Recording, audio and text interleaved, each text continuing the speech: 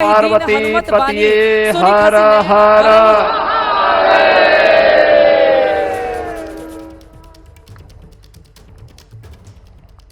आज सफल तपु तीरथ त्यागो,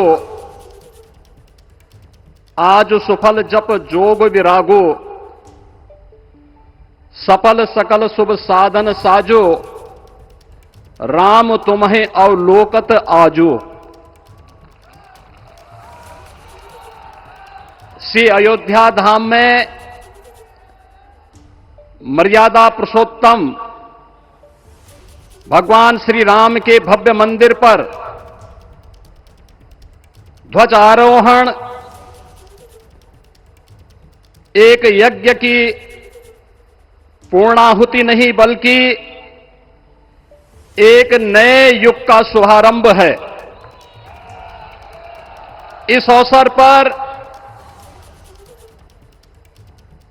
भारत के भाग्य को वैश्विक मंच पर एक नई ऊंचाई पर पहुंचाने वाले दुनिया के सबसे लोकप्रिय राजनेता और भारत के यशस्वी प्रधानमंत्री आदरणीय श्री नरेंद्र मोदी जी का मैं उत्तर प्रदेश सरकार और उत्तर प्रदेश वासियों की ओर से, सभी राम भक्तों की ओर से हृदय से स्वागत करता हूं, अभिनंदन करता हूं।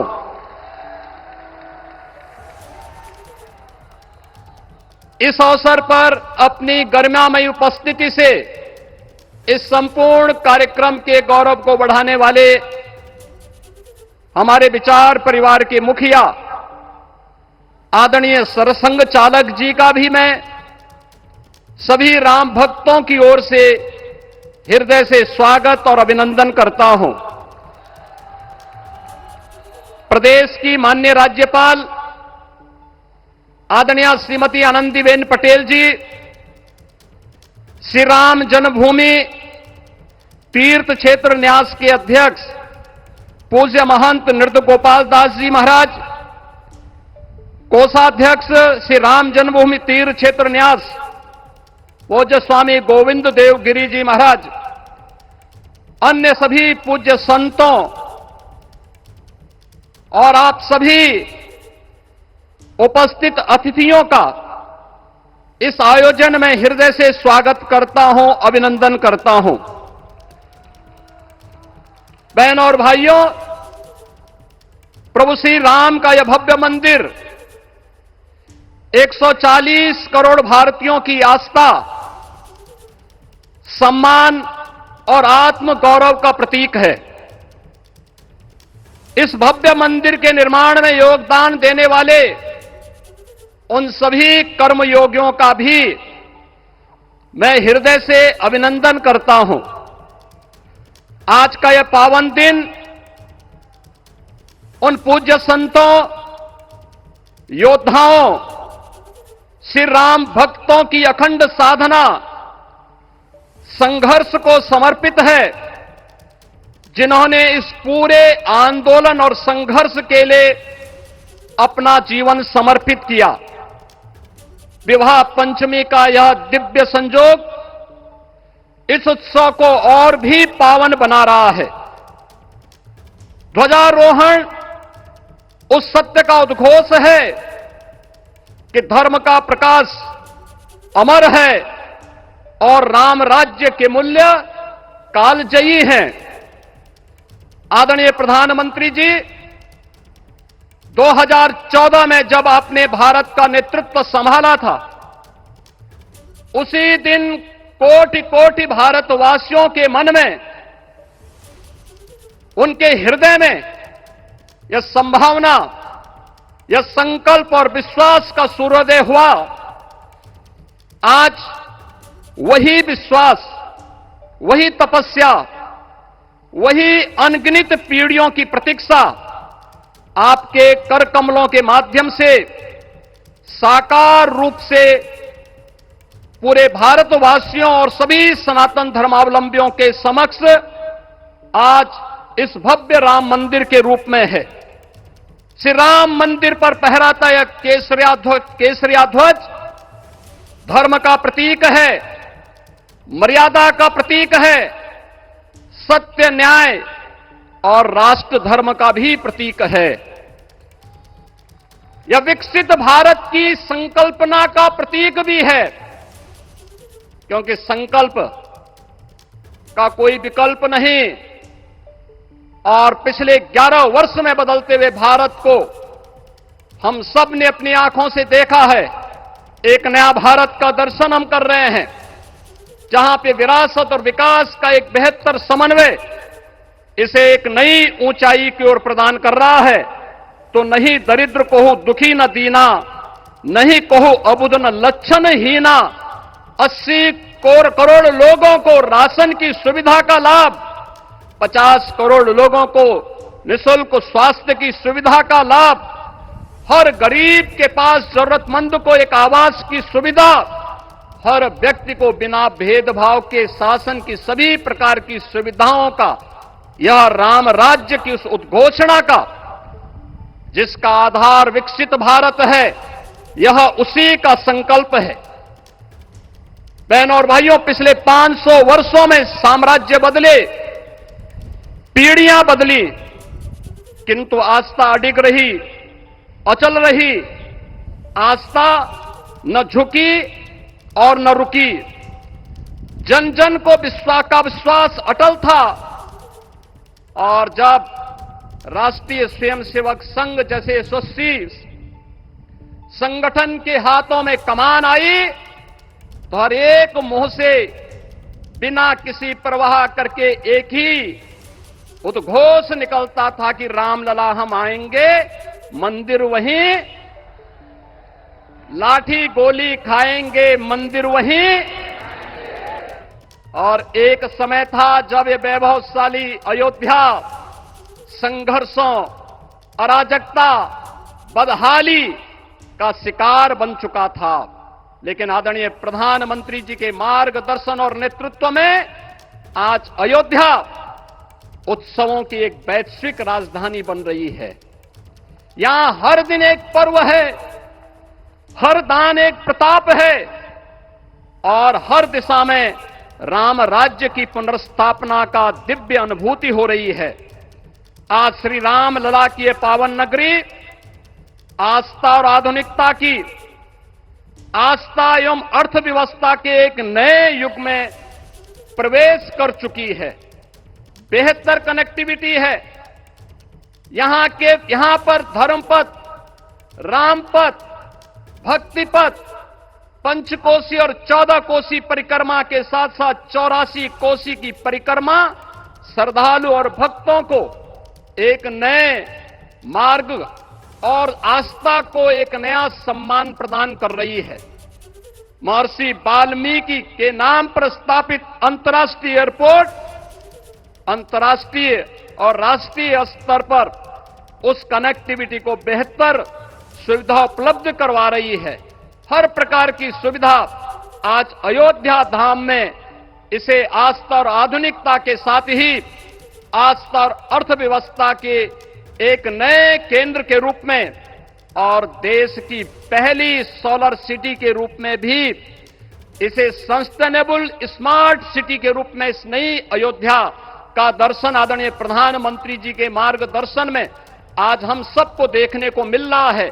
आज का यह दिन हम सबके लिए, हर भारतवासी के लिए, हर सनातन धर्मावलंबी के लिए आत्म गौरव का दिन है, राष्ट्र गौरव का दिन है। इस अवसर पर अपने व्यस्ततम दिनचर्या से आदरणीय प्रधानमंत्री जी ने इस कार्यक्रम में समय निकाल करके प्रभु श्री राम के भव्य मंदिर में इस केसरिया ध्वज का आरोहण स्वयं अपने कर कमलों से किया है।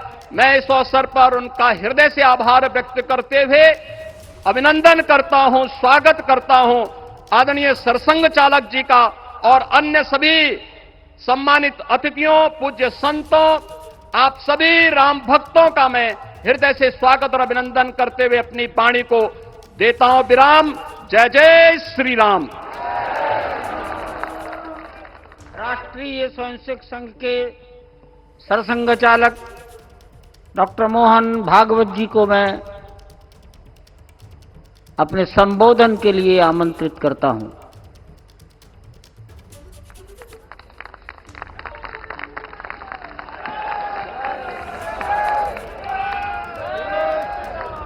देश के सम्माननीय यशस्वी और जयस्वी प्रधानमंत्री जी आदरणीय नरेंद्र जी मोदी,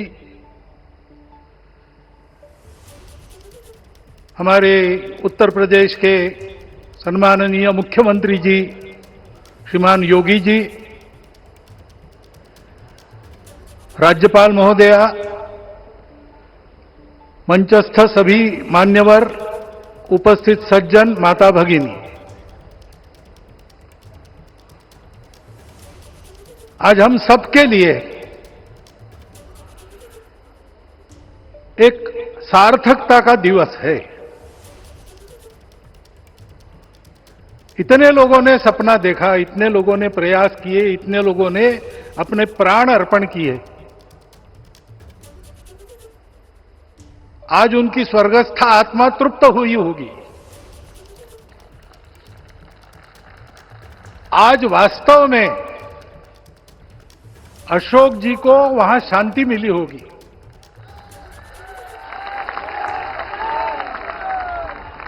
महंत रामचंद्र दास जी महाराज, श्रीमान डालमिया जी, कितने संत, कितने गृहस्थ, कितने विद्यार्थी, उन्होंने अपना प्राणार्पण किया, अपना पसीना बहाया। जो पीछे रहे वो भी रोज ये इच्छा मन में व्यक्त करते रहे कि मंदिर बनेगा बनेगा, बन गया। और आज उस मंदिर निर्माण की शास्त्रीय प्रक्रिया पूर्ण हो गई, ध्वजारोहण हो गया।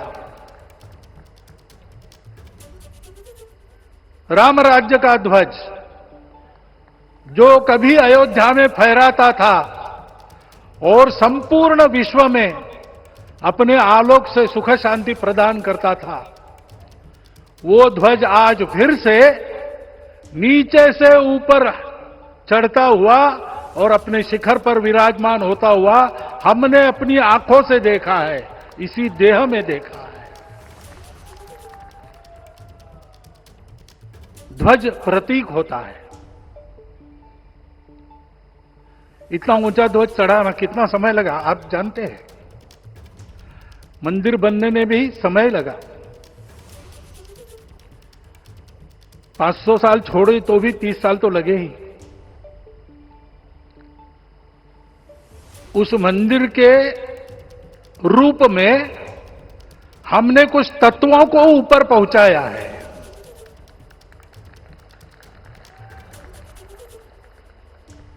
सारा विश्व जिससे ठीक चलेगा, अपने व्यक्तिगत जीवन, पारिवारिक जीवन से लेकर तो सृष्टि जीवन तक सबका जीवन जिससे ठीक चलेगा, वो धर्म, उस धर्म का प्रतीक भगवा रंग, वह इस ध्वज का रंग है। ये धर्म ध्वज है। इस धर्म ध्वज पर रघुकुल का प्रतीक कोविदार वृक्ष है। वैसे रूप देखा जाए तो कचनार जैसे लगता है। और जो खोजी लोग हैं वो खोज कर कह रहे हैं कि मंदार और पारिजात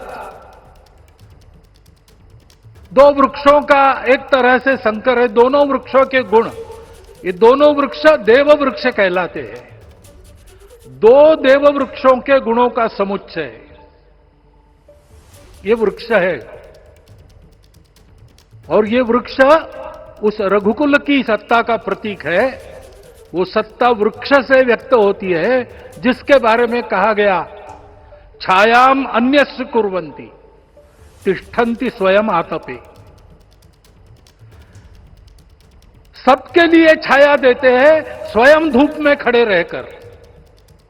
फलान्यपि परार्थाय, फल स्वयं उगाते हैं, दूसरों के लिए बांट देते हैं। वृक्षा सत्पुरुषा इव। वृक्ष सत्पुरुष होते हैं। और कचनार के गुण औषधि भी है। कचनार के वृक्ष का अन्न में भी उपयोग है। सब प्रकार से उपयोगी इस वृक्ष का प्रतीक हमने लगाया है। धर्म जीवन ऐसा जीवन होता है, और ये जीवन जीना है, उस जीवन की प्रतिष्ठा करनी है, इस जीवन का झंडा शिखर तक पहुंचाना है।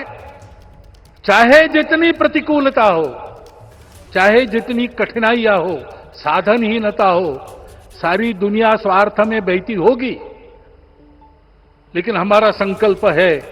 सूर्य भगवान उस तेज के, उस संकल्प के प्रतीक है। उनके रथ का एक ही चक्र है। 4 चाक वाली गाड़ियां भी एक्सीडेंट करती है तो एक चक्र चलाना है, और रास्ता खराब भी नहीं, रास्ता है ही नहीं। अधांतर में चलो रथस्य एकम चक्रम। रथ चलाने के लिए 7-7 घोड़े, उनको नियंत्रण करने के लिए सांपों के लगाम है, और रास्ता नहीं है, और सारथी जो है उसके पैर नहीं है। ऐसी गाड़ी चल सकती है क्या? कंप्यूटर में डाटा डालेंगे, कहेंगे नहीं चलेगी। लेकिन बिना थके रोज पूरब से पश्चिम जाना आना सूरज भगवान कर रहे हैं, क्योंकि कार्य की सिद्धि स्वत्व के भरोसे होती है। हिंदू समाज ने लगातार 500 साल और बाद के दीर्घ आंदोलन में अपने इस स्वत्व को सिद्ध किया, और रामलला आ गए, मंदिर बन गया। यही बात सत्य पर आधारित धर्म, सत्य जो प्रतिनिधित्व होता है ओंकार से, वो सारी दुनिया को देने वाला भारत हमको खड़ा करना है। हमारे इस संकल्प का प्रतीक यह राम मंदिर, उसकी प्रक्रिया आज हमने पूरी कर ली है। यह धर्म, यह ज्ञान, यह छाया, यह सुफल संपूर्ण दुनिया में बांटने वाला भारतवर्ष खड़ा करने का काम अपना शुरू हो गया है। उसको, इस प्रतीक को देखकर, हिम्मत रखकर, उसी प्रकार सतत प्रयास करते हुए सब प्रकार की विपरीतताओं में भी हम सबको मिलके करना पड़ेगा। आज ये हमारे कृतार्थता का दिवस है, और आज हमारे संकल्प की पुनरावृत्ति का ये दिवस है।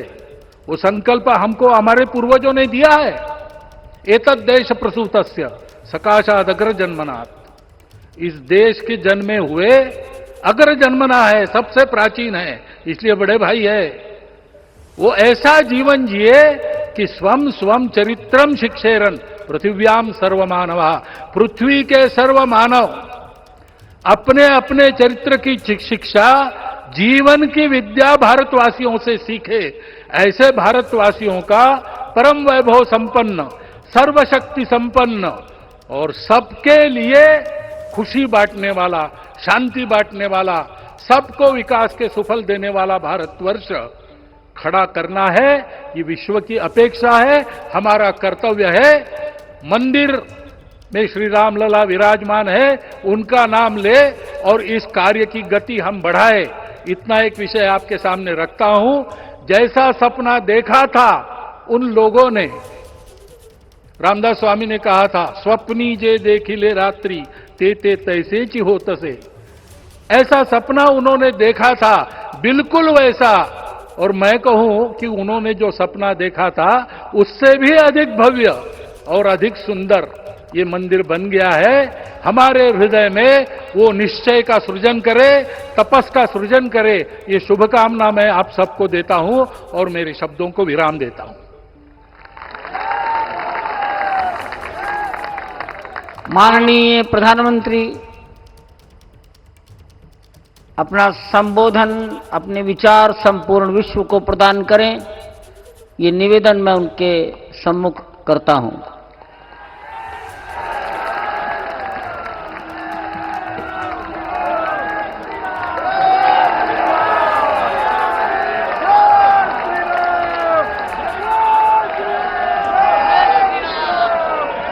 सियावर रामचंद्र की,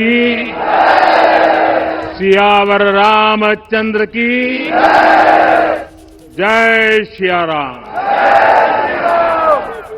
उत्तर प्रदेश की राज्यपाल आनंदीबेन पटेल,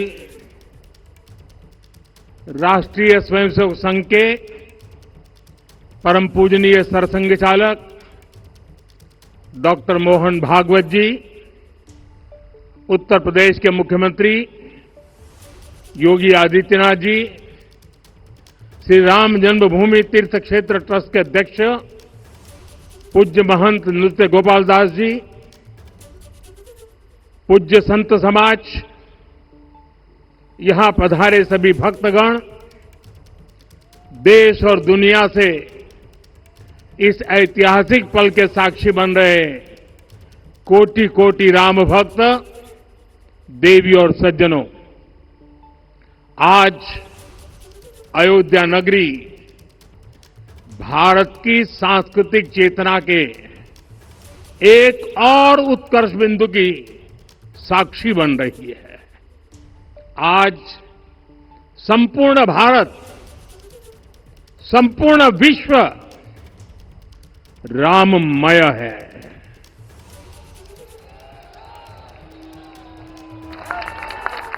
हर राम भक्त के हृदय में अद्वितीय संतोष है, असीम कृतज्ञता है, अपार अलौकिक आनंद है। सदियों के घाव भर रहे हैं, सदियों की वेदना आज विराम पा रही है, सदियों का संकल्प आज सिद्धि को प्राप्त हो रहा है। आज उस यज्ञ की पूर्णाहुति है जिसकी अग्नि 500 वर्ष तक प्रज्वलित रही, जो यज्ञ एक पल भी आस्था से डिगा नहीं, एक पल भी विश्वास से टूटा नहीं। आज भगवान श्री राम के गर्भगृह की अनंत ऊर्जा, श्री राम परिवार का दिव्य प्रताप इस धर्म ध्वजा के रूप में इस दिव्यतम भव्यतम मंदिर में प्रतिष्ठापित हुआ है। और साथियों, ये धर्म ध्वजा केवल एक ध्वजा नहीं, ये भारतीय सभ्यता के पुनर्जागरण का ध्वज है। इसका भगवा रंग, इस पर रचित सूर्यवंश की ख्याति, वर्णित होम शब्द और अंकित कोविदार वृक्ष राम राज्य की कीर्ति को प्रतिरूपित करता है। ये ध्वज संकल्प है, ये ध्वज सफलता है, ये ध्वज संघर्ष से सृजन की गाथा है, ये ध्वज सदियों से चले आ रहे स्वप्नों का साकार स्वरूप है। ये ध्वज संतों की साधना और समाज की सहभागिता की सार्थक परिणति है। साथियों, आने वाली सदियों और सहस्त्र शताब्दियों तक ये धर्म ध्वज प्रभु राम के आदर्शों और सिद्धांतों का उद्घोष करेगा। ये धर्म ध्वज आह्वान करेगा, सत्यमेव जयते नानृतम, यानी जीत सत्य की ही होती है, असत्य की नहीं। ये धर्म ध्वज उद्घोष करेगा, सत्यम एक पदम, ब्रह्म सत्य धर्म प्रतिष्ठित, अर्थात सत्य ही ब्रह्म का स्वरूप है, सत्य में ही धर्म स्थापित है। ये धर्म ध्वज प्रेरणा बनेगा, प्राण जाए पर वचन न जाहि, अर्थात जो कहा जाए वही किया जाए। ये धर्म ध्वज संदेश देगा, कर्म प्रधान विश्व रची राखा, अर्थात विश्व में कर्म और कर्तव्य की प्रधानता हो। ये धर्म ध्वज कामना करेगा, बैर न विग्रह आस न त्रासा, सुखमय ताही सदा सब आशा, यानी भेदभाव, पीड़ा परेशानी से मुक्ति, समाज में शांति और सुख हो। ये धर्म ध्वज हमें संकल्पित करेगा, नहीं दरिद्र को दुखी न दीना, यानी हम ऐसा समाज बनाएं जहां गरीबी न हो, कोई दुखी या लाचार न हो। साथियों, हमारे ग्रंथों में कहा गया है, आरोपितम ध्वजम दृष्ट्वा, ये अभिनंदनित धार्मिका ते अपि सर्वे प्रमुच्यते महापातक कोटि भी, यानी जो लोग किसी कारण मंदिर नहीं आ पाते और दूर से मंदिर के ध्वज को प्रणाम कर लेते हैं, उन्हें भी उतना ही पुण्य मिल जाता है। साथियों, ये धर्म ध्वज भी इस मंदिर के ध्येय का प्रतीक है। ये ध्वज दूर से ही राम लला की जन्मभूमि के दर्शन कराएगा और युगों युगों तक प्रभु श्री राम के आदेशों और प्रेरणाओं को मानव मात्र तक पहुंचाएगा। साथियों, मैं संपूर्ण विश्व के करोड़ों राम भक्तों को इस अविस्मरणीय क्षण की, इस अद्वितीय अवसर की हार्दिक शुभकामनाएं देता हूं। मैं आज उन सभी भक्तों को भी प्रणाम करता हूं, हर उस दानवीर का भी आभार व्यक्त करता हूं जिसने राम मंदिर निर्माण के लिए अपना सहयोग दिया। मैं राम मंदिर के निर्माण से जुड़े हर श्रमवीर, हर कारीगर, हर योजनाकार, हर वास्तुकार, सभी का अभिनंदन करता हूं। साथियों, अयोध्या वह भूमि है जहां आदर्श आचरण में बदलते हैं। यही वह नगरी है जहां श्री श्री राम ने अपना जीवन पथ शुरू किया था। इसी अयोध्या ने संसार को बताया कि एक व्यक्ति कैसे समाज की शक्ति से, उसके संस्कारों से पुरुषोत्तम बनता है। जब श्री राम अयोध्या से वनवास को गए तो वे युवराज राम थे, लेकिन जब लौटे तो मर्यादा पुरुषोत्तम बनकर के आए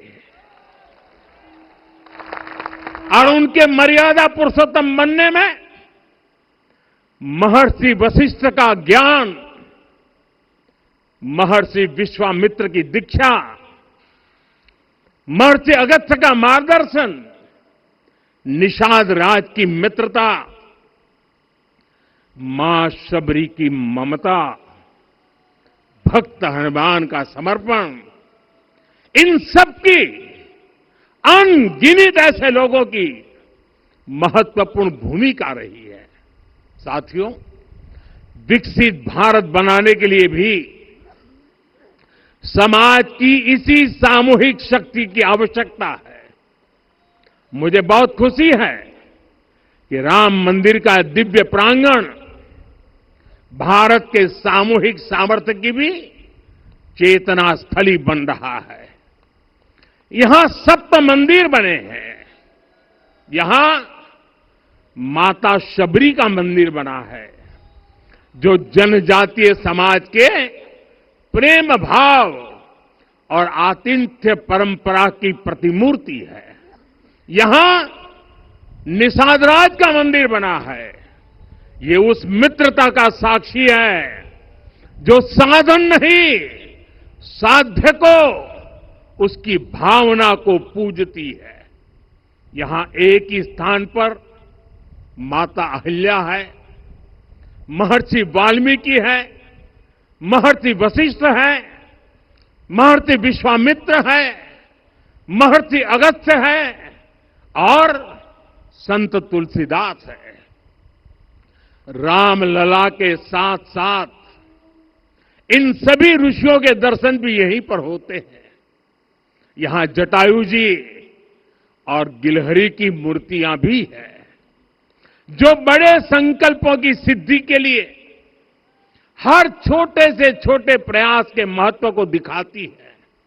मैं आज हर देशवासी से कहूंगा कि वो जब भी राम मंदिर आए तो सप्त मंदिर के दर्शन भी अवश्य करें। ये मंदिर हमारी आस्था के साथ साथ मित्रता, कर्तव्य और सामाजिक सद्भाव के मूल्यों को भी शक्ति देते हैं। साथियों, हम सब जानते हैं हमारे राम भेद से नहीं, भाव से जुड़ते हैं। उनके लिए व्यक्ति का कुल नहीं, उसकी भक्ति महत्वपूर्ण है। उन्हें वंश नहीं, मूल्य प्रिय है। उन्हें शक्ति नहीं, सहयोग महान लगता है। आज हम भी उसी भावना से आगे बढ़ रहे हैं।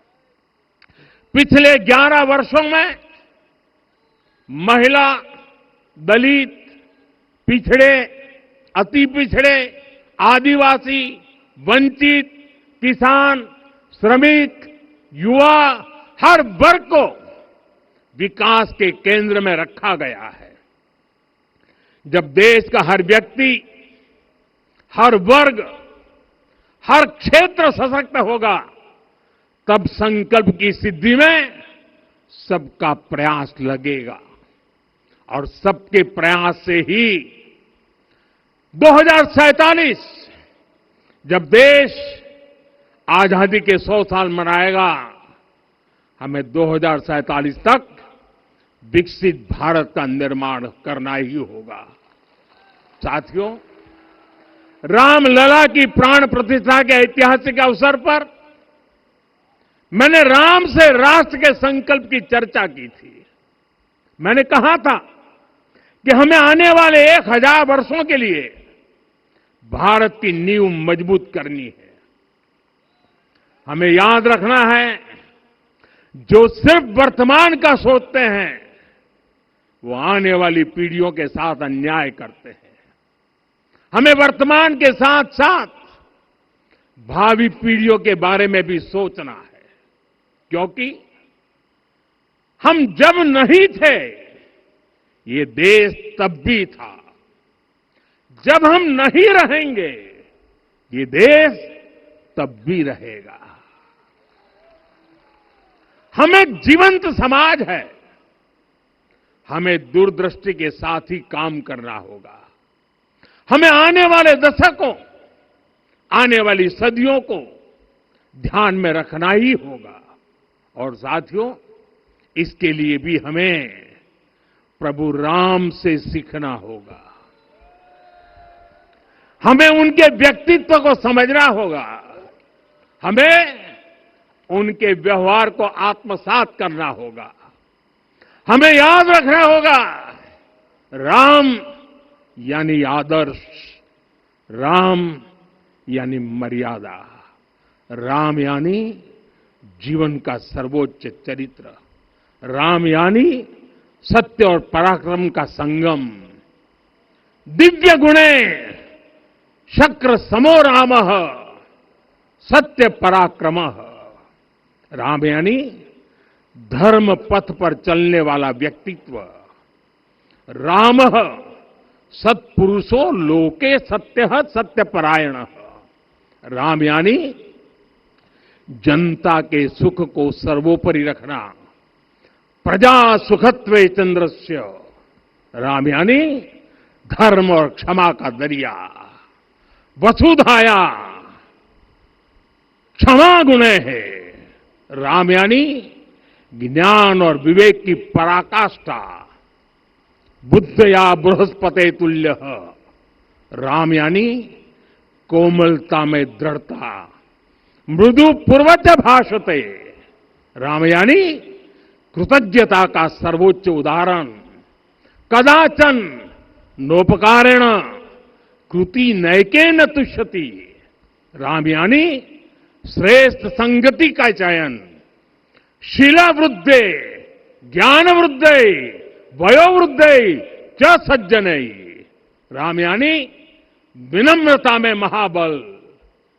वीर्यवान च वीर्यण महता स्वेन विस्मित। राम यानी सत्य का अडिग संकल्प। न च अनुत्र कथो विद्वान। राम यानी जागरूक, अनुशासित और निष्कपट मन।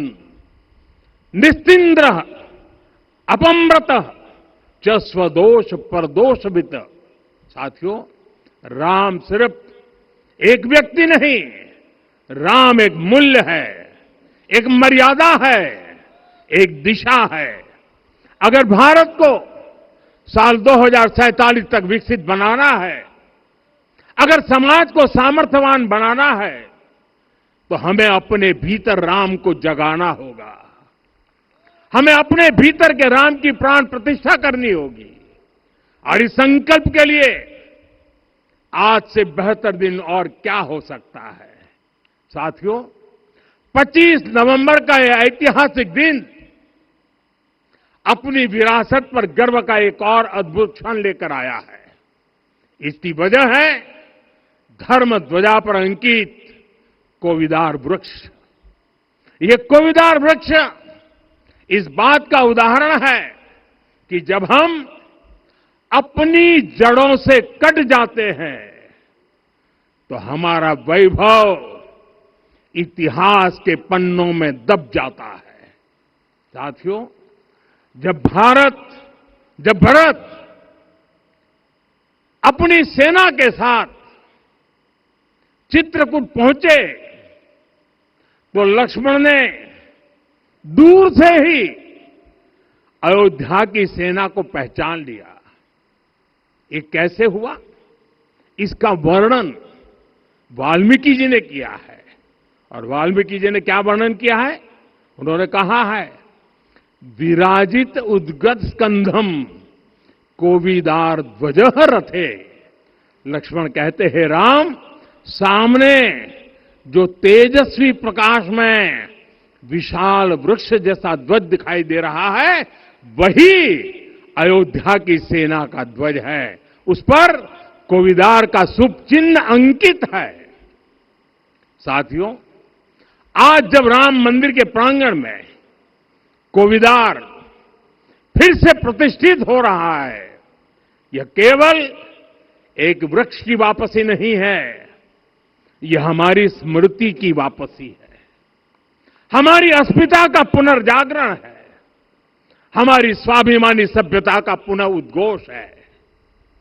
कोविदार वृक्ष हमें याद दिलाता है कि जब हम अपनी पहचान भूलते हैं तो हम स्वयं को खो देते हैं, और जब पहचान लौटती है तो राष्ट्र का आत्मविश्वास भी लौट आता है। और इसलिए मैं कहता हूं, देश को आगे बढ़ना है तो अपनी विरासत पर गर्व करना होगा। साथियों, अपनी विरासत पर गर्व के साथ साथ एक और बात भी महत्वपूर्ण है, और वो है गुलामी की मानसिकता से पूरी तरह मुक्ति। आज से 190 साल पहले 190 साल पहले साल 1835 में 1835 में मैकाले नाम के एक अंग्रेज ने भारत को अपनी जड़ों से उखाड़ने के बीज बोए थे। मैकाले ने भारत में मानसिक गुलामी की नींव रखी थी। 10 साल बाद यानी 2035 में उस अपवित्र घटना को 200 वर्ष पूरे हो रहे हैं।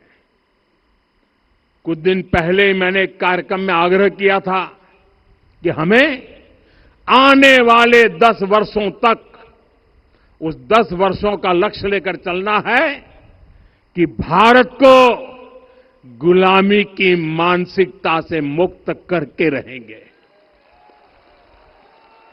साथियों, सबसे बड़ा दुर्भाग्य यह है कि मैकाले ने जो कुछ सोचा था उसका प्रभाव कहीं व्यापक हुआ। हमें आजादी मिली, लेकिन हीन भावना से मुक्ति नहीं मिली। हमारे यहां एक विकार आ गया कि विदेश की हर चीज, हर व्यवस्था अच्छी है और जो हमारी अपनी चीजें हैं उनमें खोट ही खोट है। साथियों, गुलामी की यही मानसिकता है जिसने लगातार यह स्थापित किया। हमने विदेशों से लोकतंत्र लिया। कहा गया कि हमारा संविधान भी विदेश से प्रेरित है, जबकि सच ये है कि भारत लोकतंत्र की जननी है, मदर ऑफ डेमोक्रेसी है। लोकतंत्र हमारे डीएनए में है। साथियों, अगर आप तमिलनाडु जाएंगे तो तमिलनाडु के उत्तरी हिस्से में उत्तीरमेरूर गांव है। वहां हजारों वर्ष पहले का एक शिलालेख है। उसमें बताया गया है कि उस कालखंड में भी कैसे लोकतांत्रिक तरीके से शासन व्यवस्था चलती थी, लोग कैसे सरकार चुनते थे। लेकिन हमारे यहां तो मैग्ना कार्टा की प्रशंसा का ही चलन रहा। हमारे यहां भगवान बसवन्ना, उनके अनुभव मंटपा की जानकारी भी सीमित रखी गई। अनुभव मंटपा यानी जहां सामाजिक, धार्मिक और आर्थिक विषयों पर सार्वजनिक बहस होती थी, जहां सामूहिक सहमति से निर्णय लिए जाते थे। लेकिन गुलामी की मानसिकता के कारण इस भारत की कितनी ही पीढ़ियों को इस जानकारी से भी वंचित रखा गया। साथियों, हमारी व्यवस्था के हर कोने में गुलामी की इस मानसिकता ने डेरा डाला हुआ था।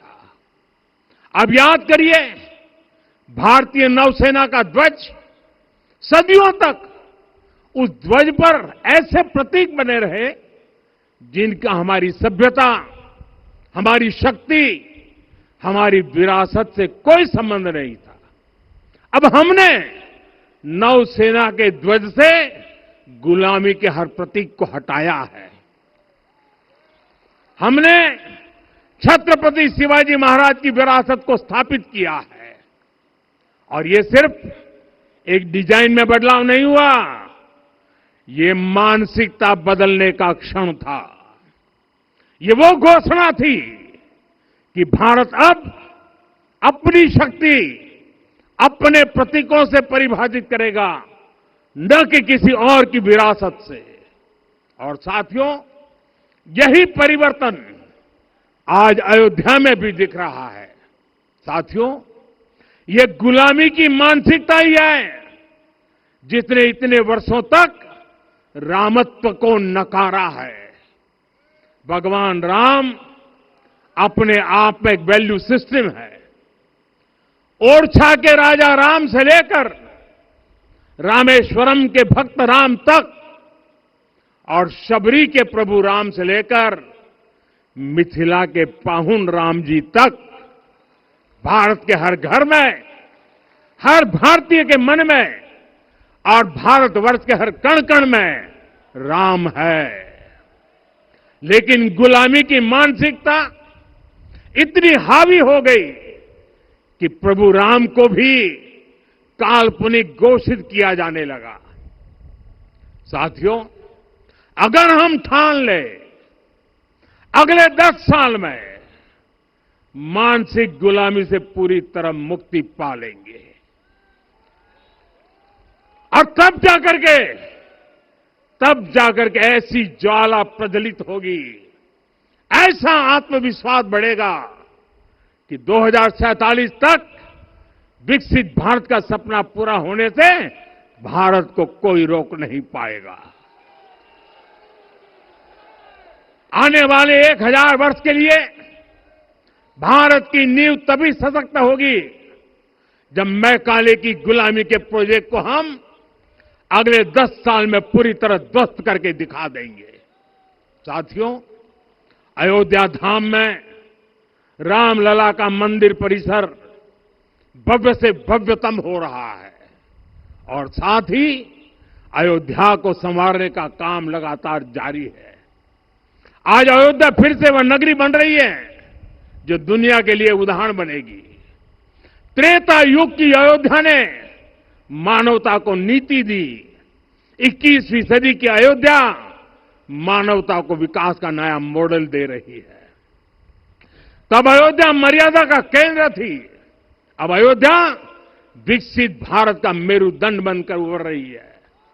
साथियों, भविष्य की अयोध्या में पौराणिकता और नूतनता का संगम होगा। सरयू जी की अमृत धारा और विकास की धारा एक साथ बहेगी। यहां आध्यात्म और आर्टिफिशियल इंटेलिजेंस दोनों का तालमेल दिखेगा। राम पथ, भक्ति पथ और जन्मभूमि पथ से नई अयोध्या के दर्शन होते हैं। अयोध्या में भव्य एयरपोर्ट है। अयोध्या में आज शानदार रेलवे स्टेशन है। वंदे भारत और अमृत भारत एक्सप्रेस जैसी ट्रेनें अयोध्या को बाकी देश से जोड़ रही हैं। अयोध्या वासियों को सुविधाएं मिले, उनके जीवन में समृद्धि आए, इसके लिए निरंतर काम चल रहा है। साथियों, जब से प्राण प्रतिष्ठा हुई है तब से लेकर आज तक करीब करीब 45 करोड़ श्रद्धालु यहां दर्शन के लिए आ चुके हैं। ये वो पवित्र भूमि है जहां 45 करोड़ लोगों के चरण रज पड़े हैं और इससे अयोध्या और आसपास के लोगों की आय में आर्थिक परिवर्तन आया है, वृद्धि हुई है। कभी अयोध्या विकास के पैमानों में बहुत पीछे थी, आज अयोध्या नगरी यूपी के अग्रणी शहरों में से एक बन रही है। साथियों, 21वीं सदी का आने वाला समय बहुत महत्वपूर्ण है। आजादी के बाद के 70 साल में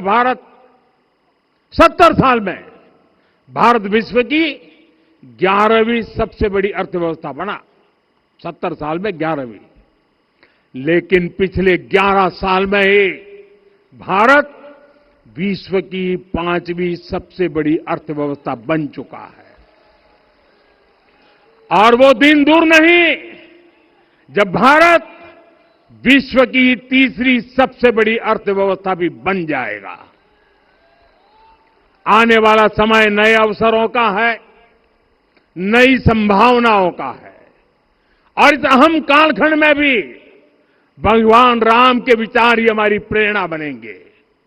जब श्री राम के सामने रावण विजय जैसा विशाल लक्ष्य था, तब उन्होंने कहा था, सौरज धीरज ते ही रथ चाका, सत्यशील दृढ़ ध्वज पताका।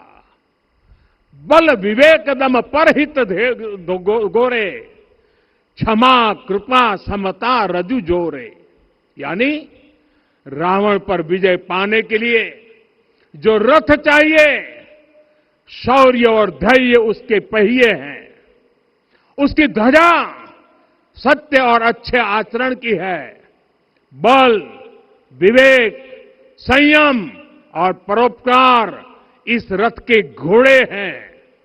लगाम के रूप में क्षमा, दया और समता है, जो रथ को सही दिशा में रखते हैं।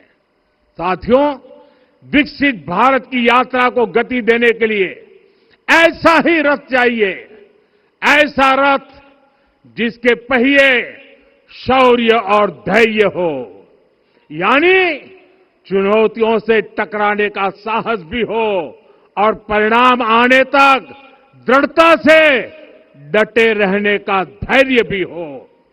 ऐसा रथ जिसकी ध्वजा सत्य और सर्वोच्च आचरण हो, यानी नीति, नियत और नैतिकता से समझौता कभी न हो। ऐसा रथ जिसके घोड़े बल, विवेक, संयम और परोपकार हो, यानी शक्ति भी हो, बुद्धि भी हो, अनुशासन भी हो और दूसरों के हित का भाव भी हो। ऐसा रथ जिसकी लगाम क्षमा, करुणा और संभाव हो, यानी जहां सफलता का अहंकार नहीं और असफलता में भी दूसरों के प्रति सम्मान बना रहे। और इसलिए मैं आदरपूर्वक कहता हूं, ये पल कंधे से कंधा मिलाने का है, ये पल गति बढ़ाने का है। हमें वो भारत बनाना है जो राम राज्य से प्रेरित हो, और ये तभी संभव है जब स्वयं हित से पहले देश हित होगा, जब राष्ट्रहित सर्वोपरि रहेगा। एक बार फिर आप सभी को बहुत बहुत शुभकामनाएं देता हूं। जय सिया राम, जय सिया राम, जय सिया राम। माननीय प्रधानमंत्री जी, सरसंघ चालक जी, अब यहां से विदा लेंगे। प्रधानमंत्री नरेंद्र मोदी का संबोधन समाप्त हुआ। प्रधानमंत्री ने राम राज्य की कल्पना को कैसे साकार किया जाए, विस्तार से उसके बारे में जानकारी दी। उन्होंने कहा, वनवास के लिए श्री राम जब यहाँ से निकले थे तो वो राजकुमार बनकर निकले, लेकिन 14 वर्षों का वनवास करके जब वापस इसी अयोध्या धाम में वो पधारे थे तो फिर वो मर्यादा पुरुषोत्तम राम कहलाए। प्रधानमंत्री ने उन तमाम लोगों से इस बात का आग्रह किया है कि जो कोई भी यहाँ राम के धाम आए, प्रधानमंत्री नरेंद्र मोदी, वहां पर जयकारे लग रहे हैं, एक बार सुनते हैं। महंत नृत्य गोपाल दास जी को प्रधानमंत्री जी ने चरण स्पर्श किया। वो मंच से नीचे उतर रहे हैं, उत्तर की दिशा पर आएंगे। इस मंदिर के निर्माण में वर्ष 1949 में हनुमानगढ़ी के बाबा महंत अभिराम दास जी महाराज, कल्याण के संपादक हनुमान प्रसाद जी पोद्दार, गोरखनाथ पीठ के महंत दिग्विजयनाथ जी महाराज और 1983 से श्री दाऊदयाल खन्ना। प्रधानमंत्री नरेंद्र मोदी ने वहां पर नृत्य गोपाल दास के पैर छुए, पांव छुए और उसके बाद वहां से प्रधानमंत्री नरेंद्र मोदी निकल चुके हैं। उन्होंने कहा कि भविष्य की अयोध्या में पौराणिकता और नूतनता का संगम होगा। सरयू जी की अमृत धारा और विकास की धारा एक साथ बहेगी। अध्यात्म और एआई के तालमेल का भी जिक्र प्रधानमंत्री नरेंद्र मोदी की ओर से आज अपने संबोधन के दौरान किया गया। प्रधानमंत्री ने राम मंदिर पर धर्म की ध्वजा फहराई। सत्य में ही धर्म स्थापित है और विस्तार से इस धर्म की ध्वजा का विवरण भी नरेंद्र मोदी की ओर से दिया गया, जब उन्होंने कहा कि यहाँ पर भगवान सूर्य हैं, ओम है और कोविदार वृक्ष है, और उसकी भी महिमा बताते हुए प्रधानमंत्री नरेंद्र मोदी नजर आए। हमें भारत की नींव को कैसे राम राज्य की संकल्पना के साथ साकार करना है, सदियों का जो संकल्प था वर्तमान समय में वो कैसे पूरा हुआ है, आज उसका भी जिक्र नरेंद्र मोदी यहां पर विस्तार से करते हुए नजर आए। प्रधानमंत्री ने कहा कि आज अयोध्या फिर से वो नगरी बन रही है जो दुनिया के लिए उदाहरण बनेगी। त्रेता युग की अयोध्या ने मानवता को नीति दी, 21वीं सदी की अयोध्या मानवता को विकास का नया मॉडल दे रही है। तब अयोध्या मर्यादा का केंद्र थी, अब अयोध्या विकसित भारत का केंद्र बन रही है। प्रधानमंत्री नरेंद्र मोदी की ओर से विस्तार से भगवान श्री राम के मर्यादा पुरुषोत्तम श्री राम के जीवन का यहाँ पर वर्णन किया गया।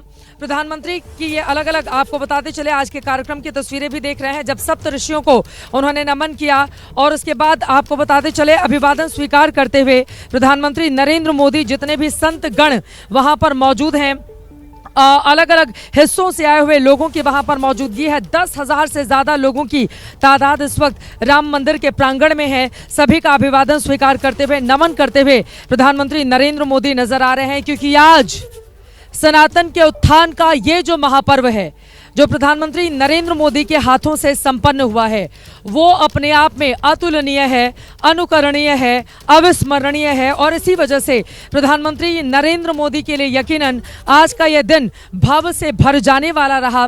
यही कारण था कि जब भगवा झंडा केसरिया ऊपर की तरफ जा रहा था अपने स्थान को, जो रिक्त स्थान था उसको भरने के लिए, उस समय हम सब ने देखा कि प्रधानमंत्री नरेंद्र मोदी ने किस तरह से अपनी बातें रखी। उनकी आंखों में उस समय अविरल धारा थी, उनकी आंखें भरी हुई थी, भाव विहल पूरी तरह से हो गए थे।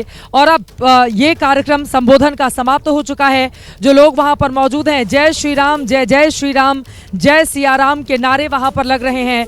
राम का मंदिर आज इस ध्वजा की स्थापना के साथ ही पूरा हुआ है। आज इस ध्वजारोहण के जरिए अब रामत्व उस रूप में जिसमें राम राज्य की संकल्पना को साकार किया जा सके, क्योंकि राम एक मूल्य है, राम मर्यादा है, राम सनातन के सबसे बड़े आराध्य, जिनका पूरा का पूरा जीवन तप और संघर्ष का रहा है। आम मनुष्य भगवान श्री राम के जीवन को अगर गौर से देखेगा तो उसको समझ में आएगा कि संघर्ष आपके जिंदगी में, आपके जीवन में समानांतर तरीके से आगे बढ़ती रहती है। बिल्कुल वैसे ही जैसे भगवान श्री राम के समानांतर संघर्ष का एक बहुत लंबा दौर हम सब ने देखा। विवाह के पश्चात जब वो सीता जी को लेकर यहाँ आए, जब भगवान श्री राम के राजा बनने की तैयारी की गई, उसी क्षण उनको 14 वर्षों का वनवास दिया गया। जब वनवास में जाते हैं तो कितने कठिन तरीके से वो राजा राम जो अयोध्या के राजा बनने वाले थे, वो राजा राम कितने संघर्षों में अपने पूरे के पूरे जीवन को व्यतीत करते हैं।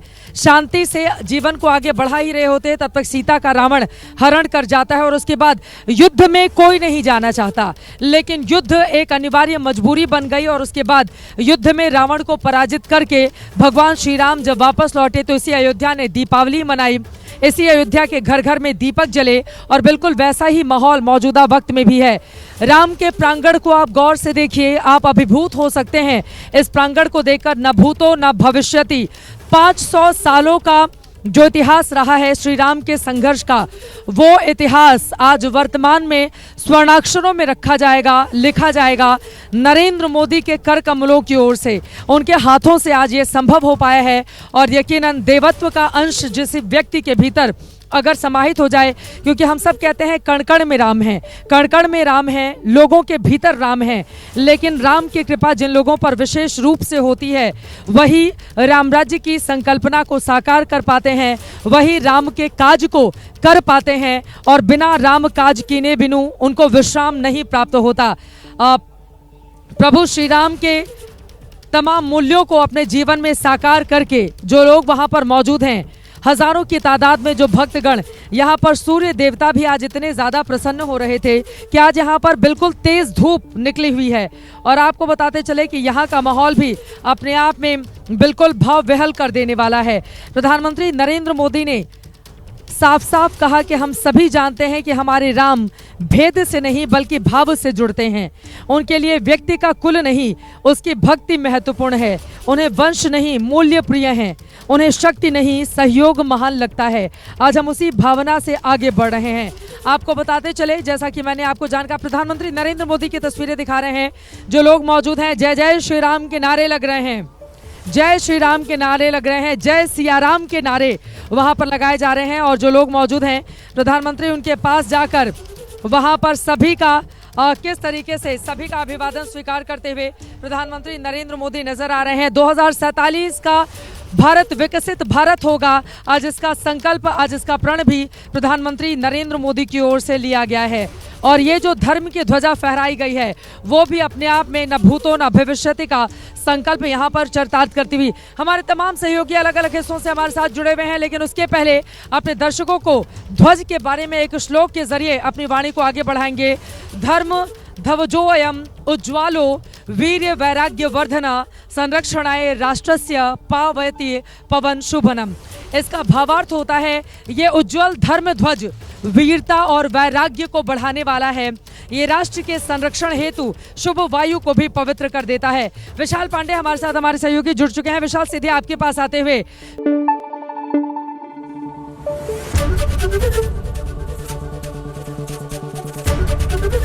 एबीपी न्यूज आपको रखे आगे।